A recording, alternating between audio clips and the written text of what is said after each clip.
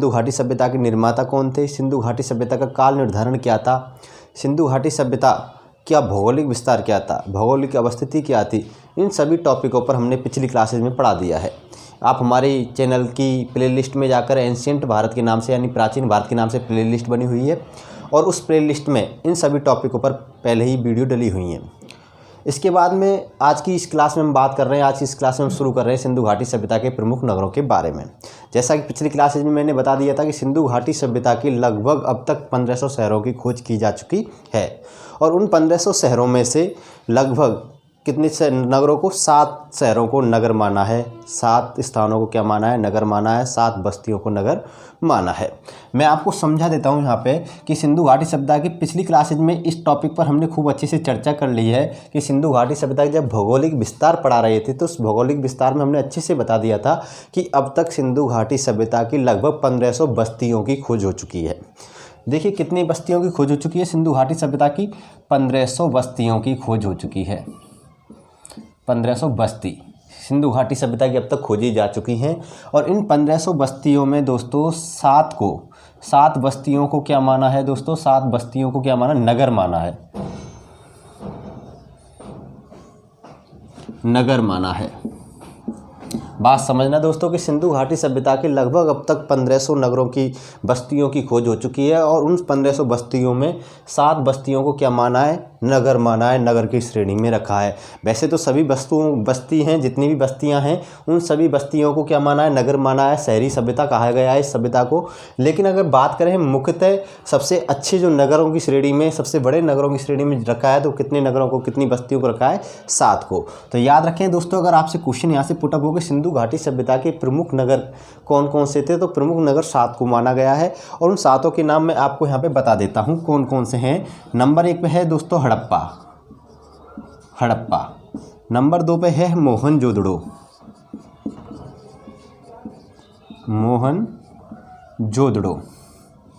Number 3 पर हम बात करते हैं दोस्तों चन्हुदड़ो, और नंबर 4 पे हम बात करें तो लोथल, और नंबर 5 पे हम बात करते हैं दोस्तों कालीबंगा, और नंबर 6 पे हम बात करते हैं वनवाली, जिसको वनवाली भी कहते हैं, कई जगह इसका नाम वनवाली भी मिलता है, और नंबर 7 पे हम बात करते हैं धौलावीरा की। यानी सिंधु घाटी सभ्यता की लगभग इन 1500 बस्तियों में, 1500 नगरों में से इन 7 को क्या माना गया, प्रमुख नगरों की श्रेणी में रखा गया है, प्रमुख नगरों की श्रेणी में माना गया है इन 7 नगरों को। और इन्हीं 7 नगरों में से ज़्यादातर एग्जाम में क्वेश्चन पुटअप होते हैं। इन्हीं 7 नगरों के बारे में हमें पढ़ना है आगे की क्लासेज में दोस्तों। सबसे पहले पढ़ेंगे हम हड़प्पा के बारे में कि जो हड़प्पा शहर था उसकी क्या विशेषताएं थीं, उसकी खोज किसने की, उसकी अवस्थिति क्या थी, वह कहाँ स्थित था और उसके अंदर यानी इस शहर के अंदर कौन कौन से साक्ष्य और प्रमाण हमें प्राप्त हुए थे। फिर उसके बाद में जैसे मोहनजोदड़ो के बारे में पढ़ेंगे, फिर चन्हुदड़ो के, फिर लोथल के, फिर कालीबंगा के, फिर वनवाली के, फिर धौलावीरा के। यानी क्रम से हम अपनी क्लासेज में इन 7 शहरों के बारे में अच्छे से आपको संपूर्ण व्याख्या के साथ कंप्लीटली समझाएंगे। फिर इसके बाद में सिंधु घाटी सभ्यता का जो सामाजिक संगठन था, जो सामाजिक क्रियाकलाप थे और क्या क्या विशेषताएं थी, उन विशेषताओं के बारे में भी चर्चा करेंगे। तो आज की क्लास में हम पढ़ेंगे हड़प्पा के बारे में। किसके बारे में पढ़ेंगे दोस्तों, कि हड़प्पा नगर के बारे में पढ़ेंगे कि हड़प्पा नगर की क्या विशेषता थी, किसने खोज की और किस प्रकार इस नगर की खोज हुई थी। यानी सबसे पहले इसी शहर को खोजा गया था, हड़प्पा को, सिंधु घाटी सभ्यता के अंदर। तो देखिए दोस्तों, मैंने आपको पिछली क्लासेज में अगर इन 1500 बस्तियों के बारे में अच्छे से जानना है तो आप हमारी इससे पिछली क्लास में देख सकते हैं। ये हमारी इतिहास की 11वीं क्लास है। कौन सी क्लास है दोस्तों, इतिहास की हमारी ये 11वीं क्लास है। यानी इससे पहले हमने इतिहास की यानी प्राचीन भारत की 10 क्लासेज ऑलरेडी ले चुके हैं, हम पहले ही ले लिए हैं हमने, वो हमारे चैनल की प्लेलिस्ट में आपको मिल जाएंगी। ये हमारे इतिहास की क्या है, 11वीं क्लास है और उससे पिछली वीडियो में आप जाकर अन्य टॉपिक यानी इससे संबंधित जो पहले टॉपिक थे सिंधु घाटी सभ्यता के, उनको देख सकते हैं। अब बात करेंगे हम हड़प्पा नगर के बारे में, हड़प्पा शहर के बारे में। तो सबसे पहले हेडिंग डालेंगे दोस्तों हड़प्पा। क्या डालेंगे, हड़प्पा। यानी हड़प्पा के बारे में हम आपको इस वीडियो में बतलाने वाले, इस क्लास में बात करेंगे हम। ये तो हमारा हो गया मुख्य टॉपिक।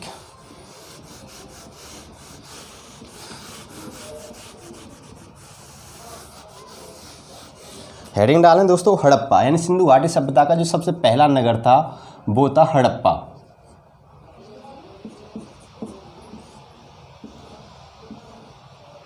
हड़प्पा।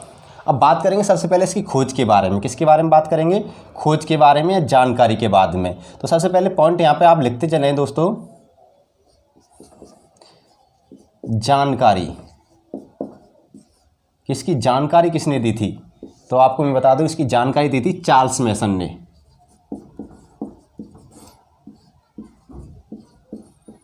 चार्ल्स मेसन ने 1826 ईस्वी में, 1826 ईस्वी में।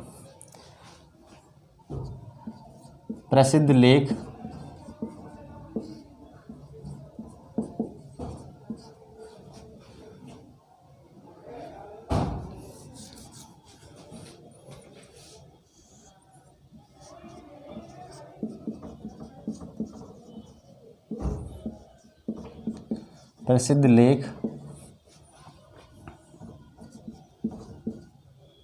या हम कह सकते हैं अपने लेख। यहाँ प्रसिद्ध की जगह आप लिख लें अपने लेख। नैरेटिव ऑफ जर्नीज में।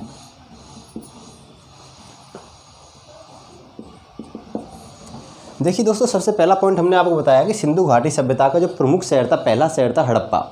इसके बारे में जानकारी किसने दी थी? ये खोज की बात नहीं हो रही है दोस्तों, यहाँ पे जानकारी की बात हो रही है कि सबसे पहले इसके बारे में किसने बताया था हड़प्पा शहर के बारे में। तो सबसे पहले अगर इस क्वेश्चन आपसे पूछा जाए कि क्वेश्चन कैसे पूछा जाएगा आपसे कि हड़प्पा शहर की सबसे पहले जानकारी किसने दी थी, या हड़प्पा शहर के बारे में सर्वप्रथम किसने बताया था, तो इसका आंसर होगा चार्ल्स मेसन ने बताया था। कब? 1826 ईस्वी में, अपने लेख नैरेटिव ऑफ जर्नीज के माध्यम से। यानी 1826 में इन्होंने इस चीज़ की जानकारी की थी। बाद में इन्होंने एक लेख लिखा नैरेटिव ऑफ जर्नीज, और इस लेख में इन्होंने क्या किया कि सिंधु घाटी सभ्यता के शहर हड़प्पा के बारे में जानकारी दी थी। अब बात करें कि आपके मन में प्रश्न आ रहा होगा कि जो ये लेख था इनका प्रकाशित कब हुआ था। इनका जो ये लेख था दोस्तों, ये लेख नैरेटिव ऑफ जर्नीज, ये 1842 ईस्वी में प्रकाशित हुआ था। अब आपको मैं समझा देता हूँ कि जो ये चार्ल्स मेसन थे, कौन थे? ये चार्ल्स मेसन थे। इनके बारे में समझना आपको मैं बता देता हूँ कि ये चार्ल्स मेसन, जो ये हड़प्पा शहर था, यहाँ पे क्या थे? टीले थे, मिट्टी के ऊंचे ऊंचे क्या थे? टीले थे। 1826 ईस्वी में, 1826 ईस्वी में चार्ल्स मेसन इन टीलों के पास से गुजरे, और इन टीलों को पहले हड़प्पा के नाम से जाना जाता था। इन टीलों के पास से गुजरे तो इन टीलों को देखकर इनको ये एहसास हुआ कि यहाँ पे कोई ना कोई सभ्यता अवश्य है। इन टीलों के अंदर कोई ना कोई शहर अवस्थित है या कोई सभ्यता अवस्थित है, क्योंकि ये जो टीले थे, इन टीलों के अंदर ईंटों के बने हुए कुछ ढेर भी थे, ईंटों की कुछ दीवारें भी थी इन टीलों के अंदर। तो उनको देखकर इनको ये एहसास हुआ कि जो ये टीले हैं हड़प्पा के, हड़प्पा नामक स्थान था ये, कि हड़प्पा नामक जो ये स्थान है, इस स्थान पर जो ये टीले हैं, ये टीले किसी शहर की ओर क्या करते हैं? इंगित करते हैं।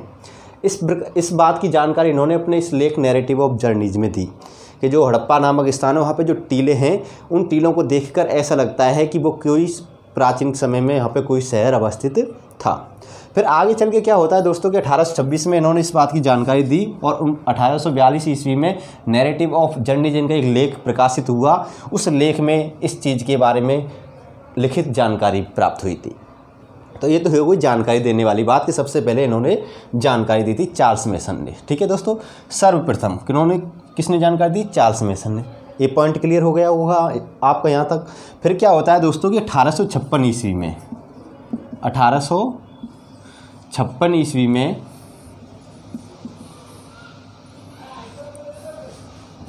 1856 ईस्वी में क्या हो रहा था दोस्तों कि कराची से लाहौर के मध्य रेलवे लाइन बिछाई जा रही थी। रेलवे लाइन बिछाने हेतु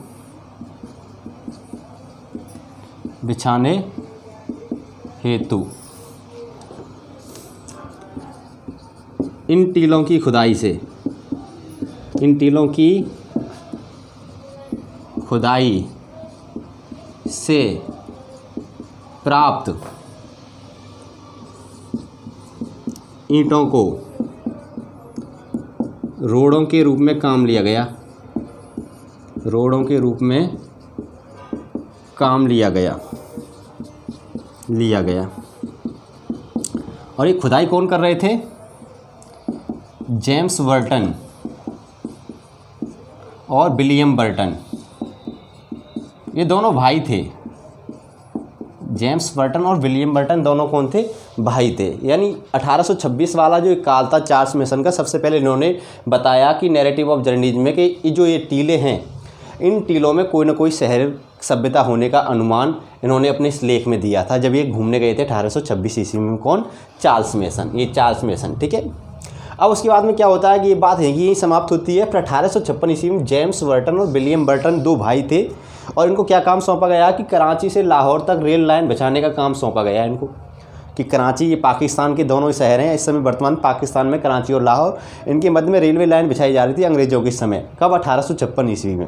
अब रेलवे लाइन बिछाई जा रही थी, उनके बीच में आप सभी जानते हैं कि रोड़े होते हैं, पत्थर के रोड़े डले हुए होते हैं। जो पत्थर के रोड़ों के रूप में इन टीलों से क्या की गई? खुदाई की गई। उन टीलों में जो ईंटें निकली, इन टीलों के अंदर, उन ईंटों को इस रेलवे लाइन के अंदर रोड़ों के रूप में बिछाया गया। कब? 1856 ईस्वी में। और जब इनकी खुदाई करते समय इन दोनों बंधुओं को, जेम्स बर्टन और विलियम बर्टन को, उन ईंटों को देखते हुए यहाँ पे किसी न किसी सभ्यता होने का अंदेशा इन्होंने भी लगाया। फिर उसके बाद में अलेक्जेंडर कनिंघम भी यहाँ पे गए, तो उन्होंने क्या सोचा कि यहाँ पे हो सकता है बौद्धकालीन या इंडो बैक्ट्रियन काल की कोई सभ्यता, यहाँ पे कोई शहर अवस्थित है। इस प्रकार इसका क्या चला? खोज का क्रम चला। और अंत में 1921 ईस्वी में दयाराम साहनी के द्वारा इसकी खोज की गई, यानी इसका उत्खनन किया गया। तो ये बात तो हो गई जानकारी की। किसकी? इस हड़प्पा के जो टीले थे इनकी जानकारी की बात हो गई। इनके बारे में जानकारी दी थी सबसे पहले किसने दी थी? चार्ल्स मेसन ने। प्रश्न आपसे पूछा जाए कि हड़प्पा सभ्यता के बारे में, हड़प्पा शहर के बारे में सर्वप्रथम जानकारी किसने दी? चार्ल्स मेसन ने दी। कब दी? 1826 ईस्वी में दी। अपने किस लेख के माध्यम से दी? नैरेटिव ऑफ जर्नलिज्म के माध्यम से। उसके बाद में किस शहर की दीवारों की जो ईंटें थीं, उन ईंटों को रेलवे लाइन के अंतर्गत बिछाया गया। कराची से लाहौर की जो रेलवे लाइन थी, उस रेलवे लाइन के मध्य, आज भी ये रोड़े इस रेलवे लाइन के मध्य पड़े मिल जाएंगे आपको। तो कब बिछाया गया था? 1856 ईस्वी में। जेम्स बर्टन, विलियम, हड़प्पा शहर की ईंटें थी। ये भी याद रखना आपको, इंपॉर्टेंट पॉइंट्स है। अब बात करते हैं इसको उत्खनन या खोज की, या हमारा उत्खनन और खोज क्या था। अब देखिए दोस्तों, पॉइंट्स पे गौर करना। ये तो जानकारी की बात हुई, अब हम बात करते हैं उत्खनन की और खोज की।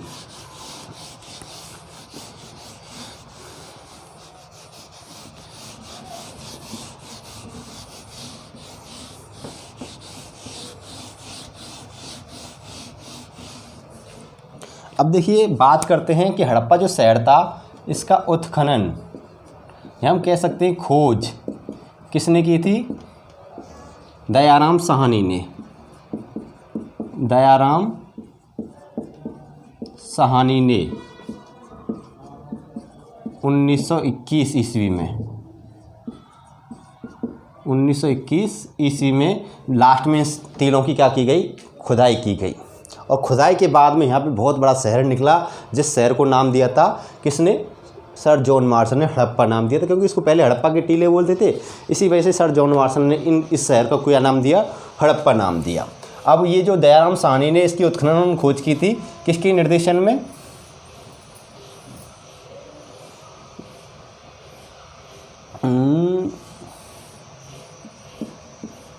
सर जॉन मार्शल के निर्देशन में।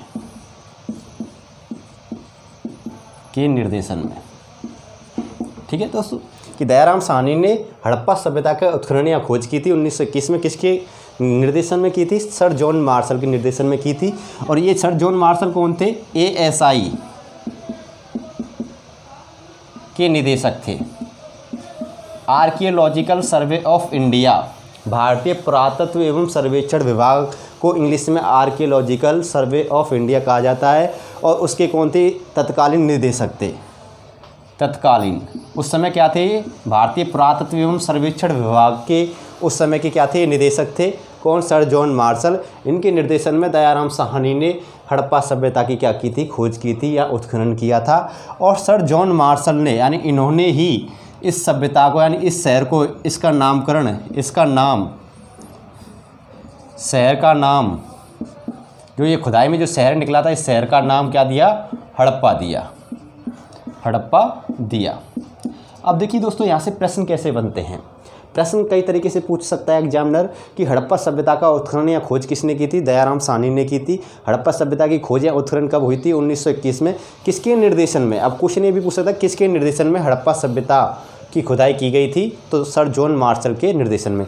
या ये पूछ सकता है कि जब दयाराम साहनी ने हड़प्पा शहर की खुदाई की, उस समय भारतीय पुरातत्व एवं सर्वेक्षण विभाग के निदेशक कौन थे, तो सर जॉन मार्शल थे। किसने हड़प्पा शहर का नामकरण किया था, सर जॉन मार्शल ने। पॉइंट क्लियर हो गए दोस्तों यहाँ तक। अब बात करते हैं इसकी अवस्थिति के बारे में कि स्थिति कहाँ पे, यानी ये स्थित कहाँ पे, वर्तमान में इसकी अवस्थिति कहाँ है।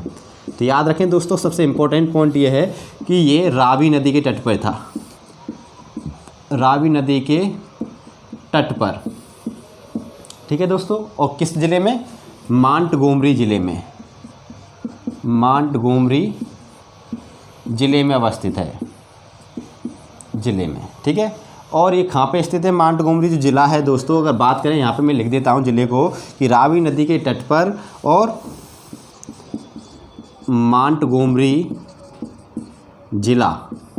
और ये कहाँ पे पड़ता है, पंजाब पाकिस्तान में, पंजाब प्रांत, पाकिस्तान के अंतर्गत जो पंजाब प्रांत है, उस पंजाब प्रांत के मांटगोमरी ज़िले में अवस्थित है। एक बात गौर करना, और जो मांटगोमरी ज़िला है, इसको वर्तमान में साहिवाल ज़िला के नाम से जाना जाता है, ये भी बात याद रखना।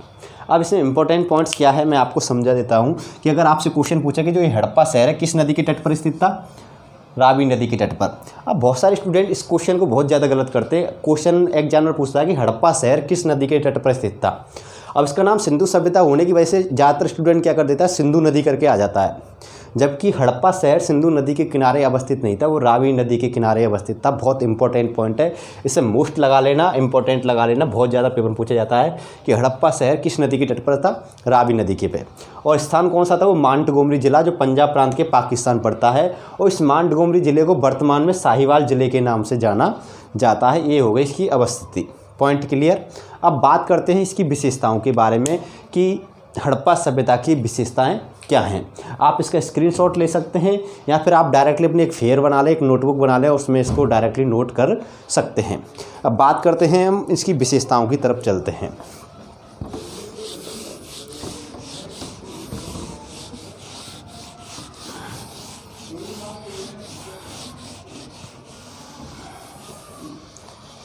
अब देखिए सिंधु घाटी सभ्यता की विशेषताएं क्या हैं।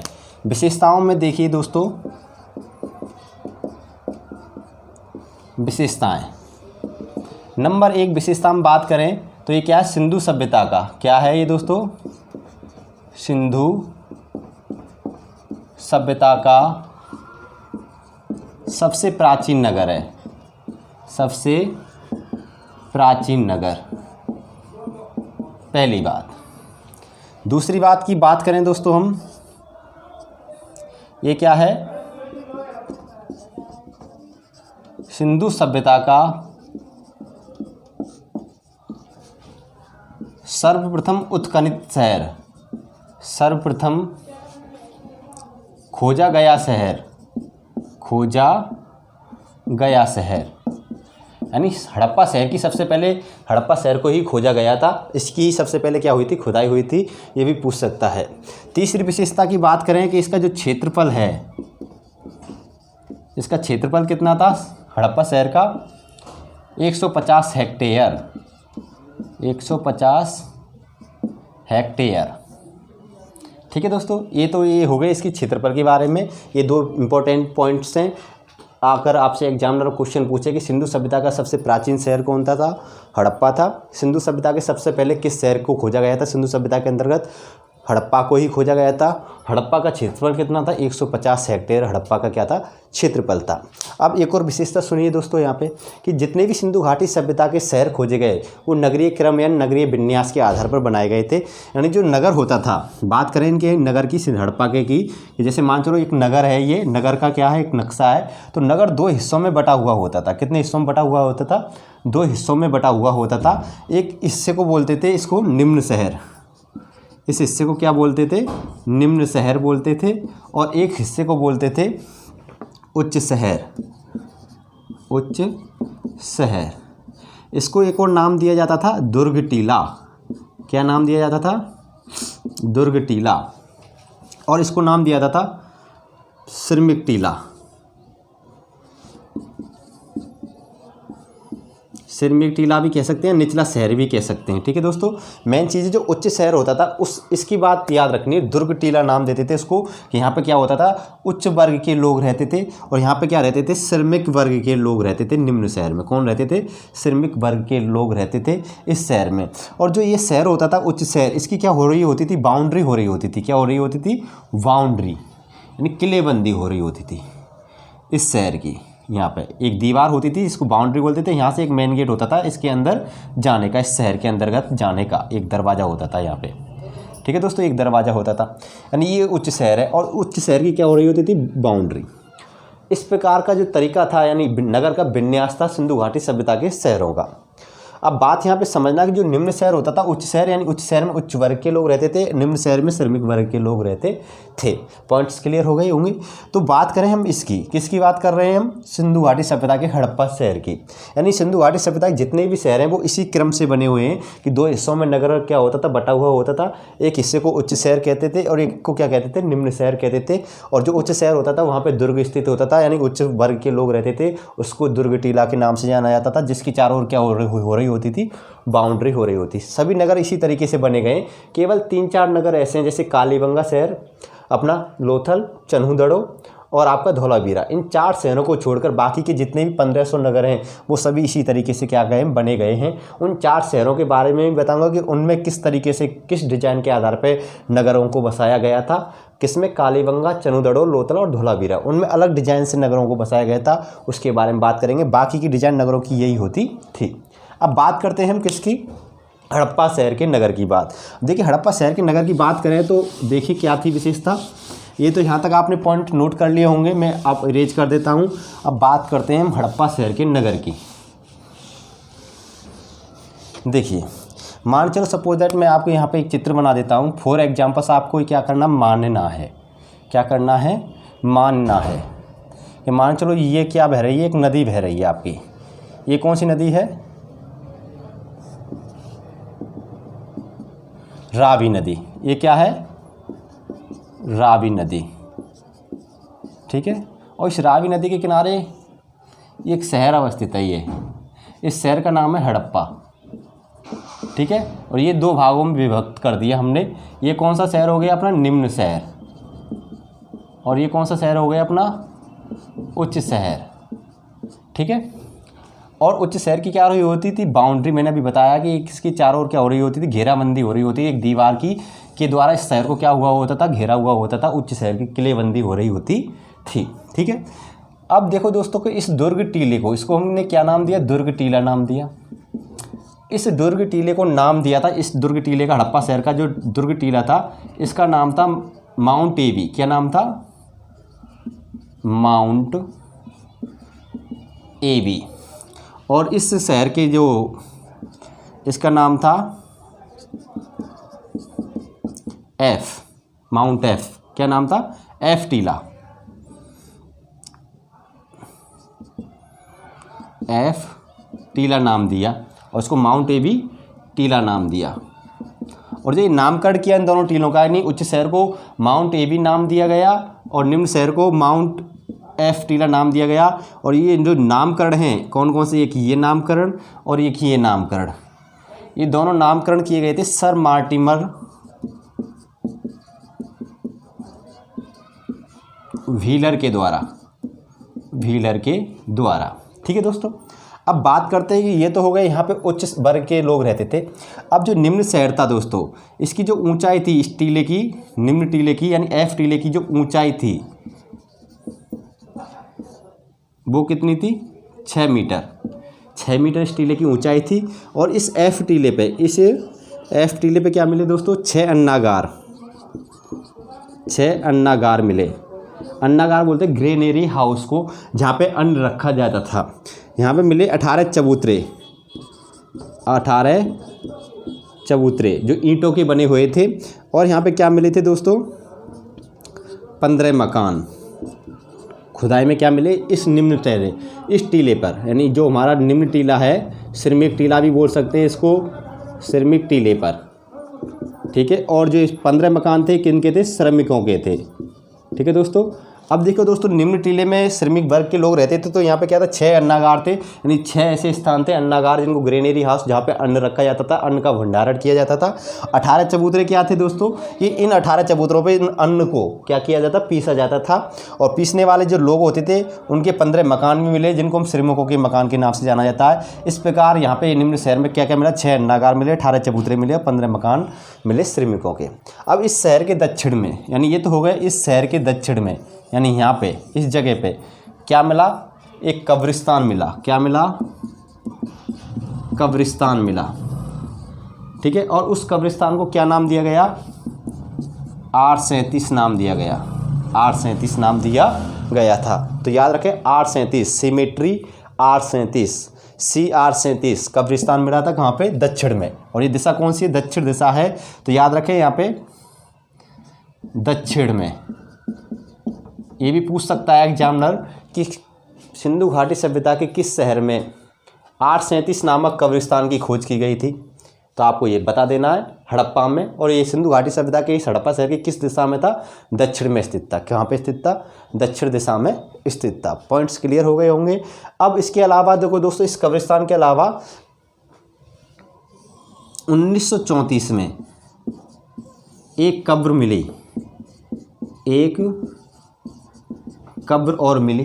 1934 में एक कब्र स्पेशल अलग से और मिली। बाद में खुदाई चलती रही, फिर लास्ट में एक कब्र स्पेशल, ये तो कब्रिस्तान मिला, एक कब्र अलग मिली थी ये। और इस कब्र को नाम दिया था RH। क्या नाम दिया था? RH, ठीक है। इस कब्र को नाम दिया गया था H, स्पेशल याद रखना H। और जो ये कब्र थी H नाम की, इस कब्र को ऐसा बताया गया कि ये जो कब्रिस्तान में मिली कब्रें थी और ये मिली थी, इनमें काफ़ी अंतर था। यानी हम कह सकते हैं कि हड़प्पा शहर के बाद के काल की कब्र थी, इन बहुत समय बाद की थी। इन दोनों के कंकालों में बहुत समय का डिफरेंस पाया गया था। पॉइंट्स क्लियर हो गए होंगे दोस्तों यहाँ तक। तो याद रखें, हमारे यहाँ पे जो इतने सारे मैंने आपको पॉइंट्स कराए इंपॉर्टेंट्स, उन सभी पे याद रखना। कैसे याद रखेंगे? पहला पॉइंट कि सिंधु घाटी सभ्यता के शहर हड़प्पा, यानी हम कह सकते हैं हड़प्पा शहर के दुर्ग टीले को क्या नाम दिया गया था? Mount AB. सिंधु घाटी सभ्यता के निम्न शहर के जो श्रमिक टीला था उसको नाम क्या दिया गया था? F नाम दिया गया था। F टीला नाम दिया गया था। F टीले की जो ऊंचाई थी वो कितनी थी? 6 मीटर की ऊंचाई थी। और F टीले पर यानी श्रमिक टीले पर क्या मिले थे? 6 अन्नागार, 18 चबूतरे जहाँ पे अनाज पीसा जाता था। और जो अनाज को पीसने वाले श्रमिक होते थे उनके क्या मिले? यहाँ पे 15 मकान मिले थे। और इन टीलों का जो नामकरण था, यानी उच्च शहर दुर्ग टीले को माउंट एबी का नाम किसने दिया था? सर मार्टिमर व्हीलर ने दिया था। किसने दिया था? सर मार्टिमर व्हीलर ने। अब हड़प्पा शहर के दक्षिण में, इस शहर के दक्षिण में एक कब्रिस्तान मिला और उस कब्रिस्तान को क्या नाम दिया गया? R37 नाम दिया गया। और फिर उसके बाद में शहर की खुदाई करते समय सन 1934 में एक कब्र और मिली। उस कब्र का क्या नाम दिया गया? RH नाम दिया गया था, यानी H नाम दिया गया था। उस कब्र को क्या नाम दिया गया था? H नाम दिया गया था। ये तो हो गई हमारी किसकी? हड़प्पा सभ्यता की विशेषताएं। अब यहाँ से खुदाई में क्या क्या साक्ष्य और प्रमाण मिले उनके बारे में हम बात करते हैं। अब अगली वीडियो में हम बात करेंगे, अगले पॉइंट्स में हम बात करेंगे कि हड़प्पा से प्राप्त साक्ष्य और प्रमाण, यानी हड़प्पा से प्राप्त कौन से साक्ष्य और प्रमाण। तो अगली हम हेडिंग है हमारी हड़प्पा से प्राप्त साक्ष्य और प्रमाण। देखिए हड़प्पा की खुदाई से क्या क्या मुख्य रूप से मिला। मिलने को तो बहुत सारी चीज़ें मिली थी, लेकिन एग्जाम की दृष्टि से ऐसे कौन से साक्ष्य थे जिनको पूछा जा सकता है।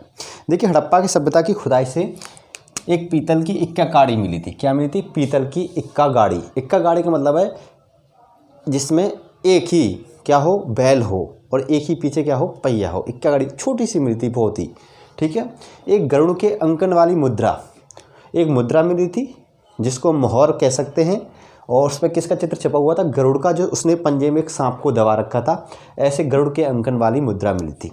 एग्जाम में पूछ सकता है कि पीतल की इक्का गाड़ी सिंधु घाटी सभ्यता के किस शहर से प्राप्त हुई थी? हड़प्पा से। गरुड़ के अंकन वाली मुद्रा या मोहर किस शहर से प्राप्त हुई थी? हड़प्पा से प्राप्त हुई थी खुदाई में।